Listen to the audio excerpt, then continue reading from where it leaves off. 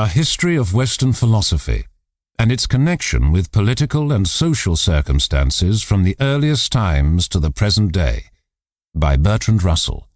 Read by Jonathan Keeble. Chapter 10. Protagoras. The great pre-Socratic systems that we have been considering were confronted in the latter half of the 5th century by a skeptical movement, in which the most important figure was Protagoras, chief of the Sophists. The word sophist had originally no bad connotation. It meant, as nearly as may be, what we mean by professor. A sophist was a man who made his living by teaching young men certain things that, it was thought, would be useful to them in practical life. As there was no public provision for such education, the sophists taught only those who had private means, or whose parents had. This tended to give them a certain class bias, which was increased by the political circumstances of the time. In Athens and many other cities, democracy was politically triumphant, but nothing had been done to diminish the wealth of those who belonged to the old aristocratic families. It was, in the main, the rich who embodied what appears to us as Hellenic culture. They had education and leisure. Travel had taken the edge off their traditional prejudices, and the time that they spent in discussion sharpened their wits. What was called democracy did not touch the institution of slavery, which enabled the rich to enjoy their wealth without oppressing free citizens. In many cities, however, and especially in Athens, the poorer citizens had towards the rich a double hostility, that of envy and that of traditionalism. The rich were supposed, often with justice, to be impious and immoral. They were subverting ancient beliefs and probably trying to destroy democracy. It thus happened that political democracy was associated with cultural conservatism, while those who were cultural innovators tended to be political reactionaries. Somewhat the same situation exists in modern America, where Tammany, as a mainly Catholic organization, is engaged in defending traditional theological and ethical dogmas against the assaults of enlightenment. But the enlightened are politically weaker in America than they were in Athens, because they have failed to make common cause with the plutocracy. There is, however, one important and highly intellectual class which is concerned with the defense of the plutocracy, namely the class of corporation lawyers. In some respects, their functions are similar to those that were performed in Athens by the sophists. Athenian democracy, though it had the grave limitation of not including slaves or women, was in some respects more democratic than any modern system. Judges and most executive officers were chosen by lot and served for short periods. They were thus average citizens, like our jurymen, with the prejudices and lack of professionalism characteristic of average citizens. In general, there were a large number of judges to hear each case. The plaintiff and defendant, or prosecutor and accused, appeared in person, not through professional lawyers. Naturally, success or failure depended largely on oratorical skill in appealing to popular prejudices. Although a man had to deliver his own speech, he could hire an expert to write the speech for him, or, as many preferred, he could pay for instruction in the arts required for success in the law courts. These arts the sophists were supposed to teach. The age of Pericles is analogous in Athenian history to the Victorian age in the history of England. Athens was rich and powerful, not much troubled by wars, and possessed of a democratic constitution administered by aristocrats. As we have seen in connection with Anaxagoras, a democratic opposition to Pericles gradually gathered strength and attacked his friends one by one. The Peloponnesian War broke out in 431 BC. Athens, in common with many other places, was ravaged by the plague. The population, which had been about 230,000, was greatly reduced and never rose again to its former level. Pericles himself, in 430 BC, was deposed from the office of general and fined for misappropriation of public money by a court composed of 1,501 judges. His 2 sons died of the plague, and he himself died in the following year, 429. Phidias and Anaxagoras were condemned. Aspasia was prosecuted for impiety and for keeping a disorderly house, but acquitted. In such a community, it was natural that men who were likely to incur the hostility of democratic politicians should wish to acquire forensic skill. For Athens, though much addicted to persecution, was in one respect less illiberal than modern America, since those accused of impiety and corrupting the young were allowed to plead in their own defense. This explains the popularity of the sophists with one class, and their unpopularity with another. But in their own minds, they served more impersonal purposes, and it's clear that many of them were genuinely concerned with philosophy. Plato devoted himself to caricaturing and vilifying them, but they must not be judged by his polemics. In his lighter vein, take the following passage from Euthydemus, in which 2 sophists, Dionysodorus and Euthydemus, set to work to puzzle a simple-minded person named Chrysippus.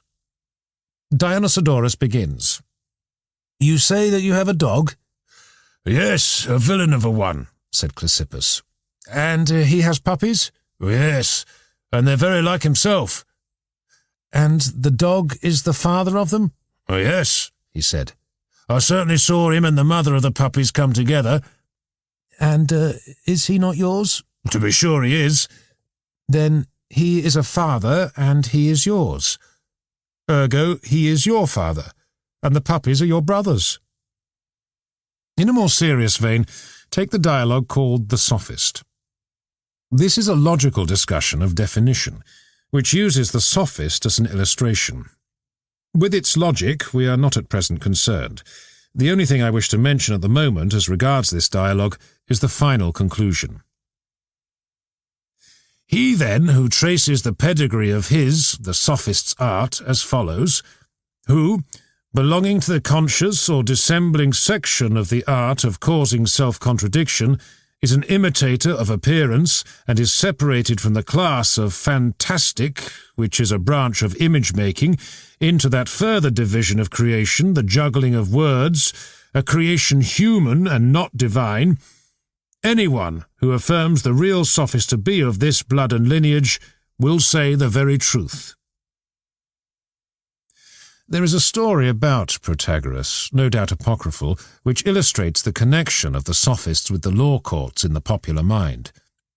It's said that he taught a young man on the terms that he should be paid his fee if the young man won his first lawsuit, but not otherwise, and that the young man's first lawsuit was one brought by Protagoras for recovery of his fee. However, it's time to leave these preliminaries and see what is really known about Protagoras. Protagoras was born about 500 BC at Abdera, the city from which Democritus came. He twice visited Athens, his second visit being not later than 432 BC. He made a code of laws for the city of Thurii in 444 to 443 BC. There is a tradition that he was prosecuted for impiety, but this seems to be untrue, in spite of the fact that he wrote a book on the gods, which began, "With regard to the gods, I cannot feel sure either that they are or that they are not, nor what they are like in figure. For there are many things that hinder sure knowledge, the obscurity of the subject and the shortness of human life." His second visit to Athens is described somewhat satirically in Plato's Protagoras, and his doctrines are discussed seriously in the Theaetetus. He is chiefly noted for his doctrine that man is the measure of all things, of things that they are, and of things that are not, that they are not. This is interpreted as meaning that each man is the measure of all things, and that when men differ, there is no objective truth in virtue of which one is right and the other wrong. The doctrine is essentially skeptical, and is presumably based on the deceitfulness of the senses. One of the 3 founders of pragmatism, F.C.S. Schiller, was in the habit of calling himself a disciple of Protagoras. This was, I think, because Plato in the Theaetetus suggests as an interpretation of Protagoras that one opinion can be better than another, though it cannot be truer. For example, when a man has jaundice, everything looks yellow. There is no sense in saying that things are really not yellow, but the colour they look to a man in health. We can say, however, that since health is better than sickness, the opinion of the man in health is better than that of the man who has jaundice. This point of view obviously is akin to pragmatism. The disbelief in objective truth makes the majority, for practical purposes, the arbiters as to what to believe. Hence Protagoras was led to a defence of law and convention and traditional morality. While, as we saw, he did not know whether the gods existed, he was sure they ought to be worshipped. This point of view is obviously the right one for a man whose theoretical skepticism is thoroughgoing and logical. Protagoras spent his adult life in a sort of perpetual lecture tour through the cities of Greece, teaching for a fee anyone who desired practical efficiency and higher mental culture. Plato objects, somewhat snobbishly according to modern notions, to the sophists' practice of charging money for instruction. Plato himself had adequate private means, and was unable apparently to realize the necessities of those who had not his good fortune. It's odd that modern professors, who see no reason to refuse a salary, have so frequently repeated Plato's strictures.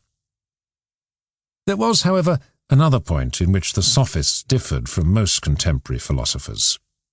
It was usual, except among the sophists, for a teacher to found a school, which had some of the properties of a brotherhood. There was a greater or smaller amount of common life, there was often something analogous to a monastic rule, and there was usually an esoteric doctrine not proclaimed to the public. All this was natural wherever philosophy had arisen out of orphism. Among the sophists, there was none of this. What they had to teach was not in their minds connected with religion or virtue. They taught the art of arguing, and as much knowledge as would help in this art. Broadly speaking, they were prepared, like modern lawyers, to show how to argue for or against any opinion, and were not concerned to advocate conclusions of their own. Those to whom philosophy was a way of life, closely bound up with religion, were naturally shocked. To them, the sophists appeared frivolous and immoral. To some extent, though it's impossible to say how far, the odium which the sophists incurred, not only with the general public, but with Plato and subsequent philosophers, was due to their intellectual merit. The pursuit of truth, when it is wholehearted, must ignore moral considerations. We cannot know in advance that the truth will turn out to be what is thought edifying in a given society. The sophists were prepared to follow an argument wherever it might lead them. Often it led them to skepticism. One of them, Gorgias, maintained that nothing exists, that if anything exists it is unknowable, and granting it even to exist and to be knowable by any one man, he could never communicate it to others. We do not know what his arguments were, but I can well imagine that they had a logical force which compelled his opponents to take refuge in edification. Plato is always concerned to advocate views that will make people what he thinks virtuous. He's hardly ever intellectually honest, because he allows himself to judge doctrines by their social consequences. Even about this he is not honest. He pretends to follow the argument and to be judging by purely theoretical standards, when in fact he is twisting the discussion so as to lead to a virtuous result. He introduced this vice into philosophy, where it has persisted ever since. It was probably largely hostility to the sophists that gave this character to his dialogues. One of the defects of all philosophers since Plato is that their inquiries into ethics proceed on the assumption that they already know the conclusions to be reached. It seems that there were men, in the Athens of the late 5th century, who taught political doctrines which seemed immoral to their contemporaries, and seem so to the democratic nations of the present day. Thrasymachus, in the first book of the Republic, argues that there is no justice except the interest of the stronger, that laws are made by governments for their own advantage, and that there is no impersonal standard to which to appeal in contests for power. Callicles, according to Plato, maintained a similar doctrine. The law of nature, he said, is the law of the stronger, but for convenience men have established institutions and moral precepts to restrain the strong. Such doctrines have won much wider assent in our day than they did in antiquity, and whatever may be thought of them, they are not characteristic of the Sophists. During the 5th century, whatever part the Sophists may have had in the change, there was in Athens a transformation from a certain stiff Puritan simplicity to a quick-witted and rather cruel cynicism in conflict with a slow-witted and equally cruel defence of crumbling orthodoxy. At the beginning of the century comes the Athenian championship of the cities of Ionia against the Persians, and the victory of Marathon in 490 BC. At the end comes the defeat of Athens by Sparta in 404 BC, and the execution of Socrates in 399 BC. After this time, Athens ceased to be politically important, but acquired undoubted cultural supremacy, which it retained until the victory of Christianity. Something of the history of 5th century Athens is essential to the understanding of Plato and of all subsequent Greek thought. In the First Persian War, the chief glory went to the Athenians, owing to the decisive victory at Marathon. In the Second War, 10 years later, the Athenians still were the best of the Greeks at sea, but on land victory was mainly due to the Spartans, who were the acknowledged leaders of the Hellenic world. The Spartans, however, were narrowly provincial in their outlook, and ceased to oppose the Persians when they had been chased out of European Greece. The championship of the Asiatic Greeks and the liberation of the islands that had been conquered by the Persians was undertaken with great success by Athens. Athens became the leading sea power and acquired a considerable imperialist control over the Ionian islands. Under the leadership of Pericles, who was a moderate democrat and a moderate imperialist, Athens prospered. The great temples, whose ruins are still the glory of Athens, were built by his initiative to replace those destroyed by Xerxes. The city increased very rapidly in wealth and also in culture, and, as invariably happens at such times, particularly when wealth is due to foreign commerce, traditional morality and traditional beliefs decayed. There was at this time in Athens an extraordinarily large number of men of genius. The 3 great dramatists, Aeschylus, Sophocles, and Euripides, all belonged to the 5th century. Aeschylus fought at Marathon and saw the Battle of Salamis. Sophocles was still religiously orthodox, but Euripides was influenced by Protagoras and by the free-thinking spirit of the time, and his treatment of the myths is sceptical and subversive. Aristophanes, the comic poet, made fun of Socrates, sophists, and philosophers, but nevertheless belonged to their circle.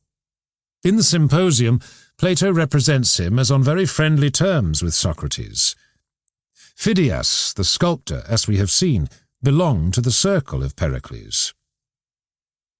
The excellence of Athens at this period was artistic rather than intellectual. None of the great mathematicians or philosophers of the 5th century were Athenians, with the exception of Socrates, and Socrates was not a writer, but a man who confined himself to oral discussion. The outbreak of the Peloponnesian War in 431 BC and the death of Pericles in 429 BC introduced a darker period in Athenian history. The Athenians were superior at sea, but the Spartans had supremacy on land, and repeatedly occupied Attica, except Athens, during the summer.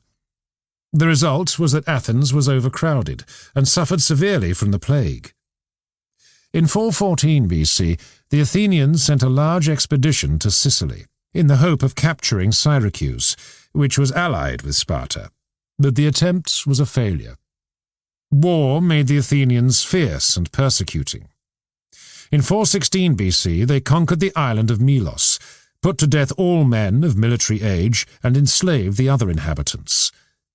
The Trojan women of Euripides is a protest against such barbarism. The conflict had an ideological aspect, since Sparta was the champion of oligarchy and Athens of democracy. The Athenians had reason to suspect some of their own aristocrats of treachery, which was generally thought to have had a part in the final naval defeat at the Battle of Aegospotami in 405 BC. At the end of the war, the Spartans established in Athens an oligarchical government, known as the 30 Tyrants. Some of the 30, including Critias, their chief, had been pupils of Socrates. They were deservedly unpopular and were overthrown within a year.